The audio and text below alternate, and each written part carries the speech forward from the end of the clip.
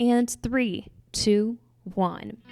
Welcome to The Peaceful Truth, the podcast where we talk about everything from women empowerment, feminism, and everything in between. You are joined by your host, Kenzie Meekbeck. Thank you everyone for tuning in for yet another week. Just as a quick reminder, in 2020, we have switched to Monday episodes, so tune in Monday mornings to get your week started with a little feminist kick and to get your empowerment for the week, to feel like an empowered, strong female or an empowered, strong male feminist. So I really appreciate everyone tuning in. With it being 2020, it is a big election year. It has been 4 years since the 2016 presidential election. So within this year, I had mentioned a few episodes ago in episode 110, I wanted to do a few voting related episodes to get us hyped up to exercise our right to vote. I think it's very important to always keep in mind registering and as well as getting to those polls or filling out the vote and mailing it in, because we fought for the right to vote. It is a privilege, it is an honor, and it is a way to be an active participant in our country. And I think that you can't really complain if you didn't vote, as well as I feel like it's something that we shouldn't waste because a lot of people don't have this opportunity, and it is a way to express our freedom and so on and so forth. So within that theme, I wanted to do a second part to the episode 110, which was the episode began. And in a previous episode, I spoke on the beginning of the suffragist movement, which was the Seneca Falls Convention. And 100 years ago, the 19th Amendment was ratified, which enfranchised women and gave them the right to vote. So with it being 100 years later in a presidential year, I thought it would be appropriate, as well as it being a feminist podcast, for us to discuss the suffragist movement. So again, go check out episode 110 for the first part of this. But in that episode, I also highlighted a suffragist, Elizabeth Cady Stanton. So in this episode, I'll talk about the movement again and focus on what happened in actually the 20th century in the United States that further led to the women's right to vote. So starting off, I always like to cite where I get my info from. A lot of this information is from womenshistory.org or womenhistory.org, and go check it out. It has a lot of good information over there. So again, following up on my early women's rights suffragist movement. The early movement was circling petitions and lobbying Congress to get an amendment passed to enfranchise women. So in these early women empowerment movements, a mass women's suffrage movement began because they came to the realization that if they wanted reformation or reformation, they needed the right to vote. And all of this, again, was largely kicked off starting with the Seneca Falls Convention. So that's a little context to what led up to what I'm going to be talking about today. So in the early 20th century, two women's groups argued for women's suffrage. That was the National American Woman Suffrage Association, which was led by Carrie Chapman Catt, and the National Women's Party was headed up by Alice Paul. So these two groups were largely responsible for us getting this right to vote and this amendment being passed. So I appreciate, and I think it's important for us to reflect and thank our past women who came before us and our past feminists who came before us to get us to where we are today and inspire us to move forward and to learn from them and what they did.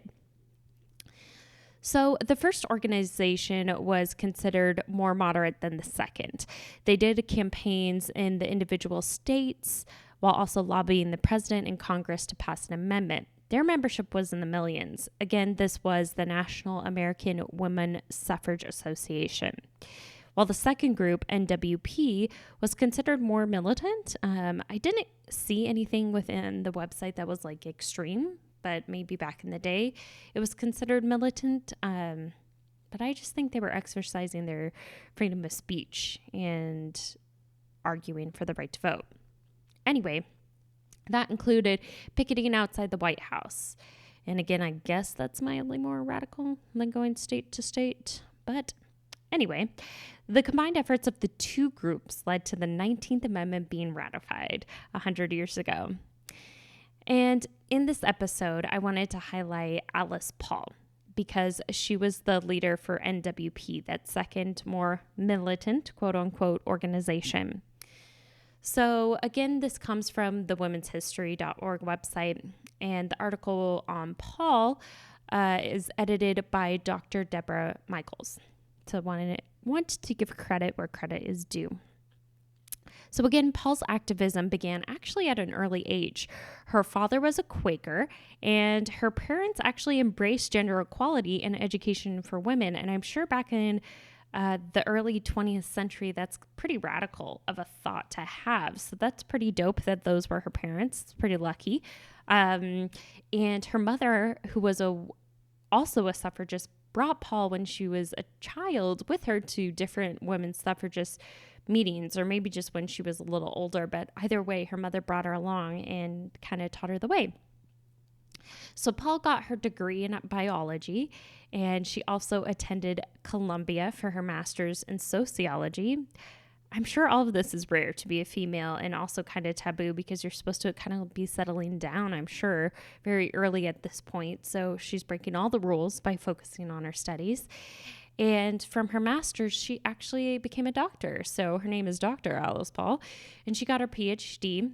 And she went to England, though, in between getting her PhD and her master's, and joined the women's suffrage efforts over there, where she learned a lot of these picketing efforts and hunger strike tactics. So she later joined the NAWSA, which is that first organization I talked about. But she wanted to lobby to Congress for an amendment instead of going by state efforts. So she began her own group, the NWP. Again, she was considered radical and I guess militant, but she marched with 8,000 women down Pennsylvania Avenue in Washington from the Capitol to the White House before the inauguration of the president in 1913. They had banners and floats, and there she and other women met with President Wilson after his inauguration. And when they met with him, he said it wasn't time for the amendment. Very convenient. Don't know why he didn't think it was time. They didn't really elaborate on that. But she began from there, focusing on her lobbying efforts with Congress. Then for 18 months, they picketed in front of the White House. 18 months. I'm sure there were some cold days, some hot days, some intense days. Apparently, they had verbal and physical attacks from spectators, and they actually got arrested, including Paul, for obstructing traffic as well. And while she went to jail, she continued and learned from her studies and from what she studied over in England from the suffrage efforts there. And she began a hunger strike while from jail. And when she was in jail, doctors tried to force feed her and threatened to put her in an insane asylum, which I'm sure the conditions weren't great then. And there were a lot of stereotypes about women being crazy. I think if they were militant or defiant, they were considered kind of crazy back then, based on what I've studied. And just like different jargon associated with that was very negative if you were kind of combative back then as a female. So she really went against the grain. So the treatment of her when she was on her hunger strike actually hit the newspapers, and then the public actually began to sympathize with the movement. And then later in 1918, so 5 years after they met with the president, President Wilson actually changed his support.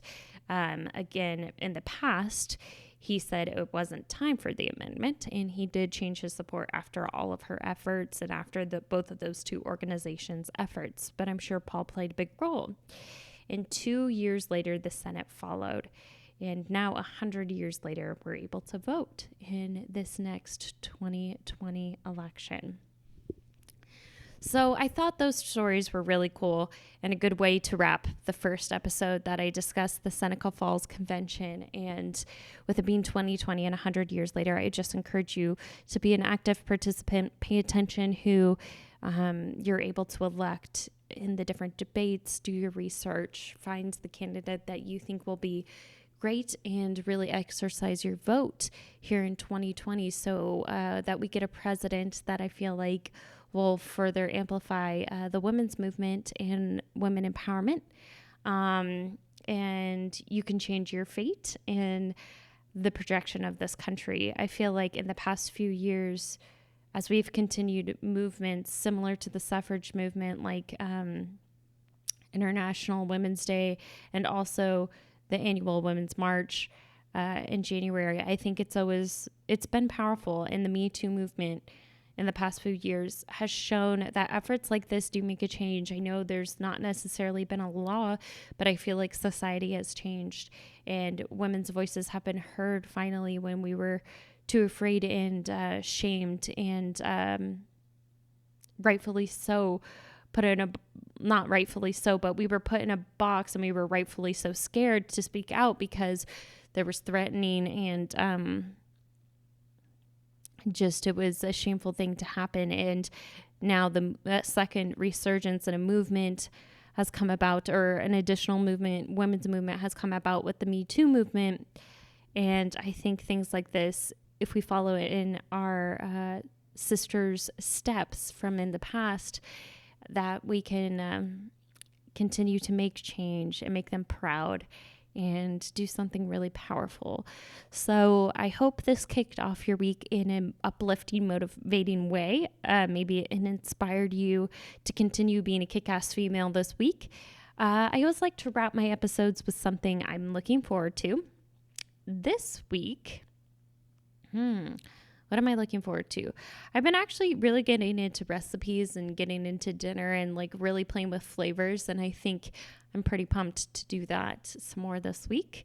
I know that's kind of low key, but again, one of my resolutions was to find something more fun and lighthearted that doesn't necessarily have to advance my career, that I enjoy, and just advance doing something that I like, that I think is fun. So that's what I'm looking forward to this week. I hope that you think of something that's the highlight of your week that you want to check off and really work toward, or just have fun and look forward to. So I appreciate everyone tuning in, and I'll see you next Monday. Have a great day. Bye.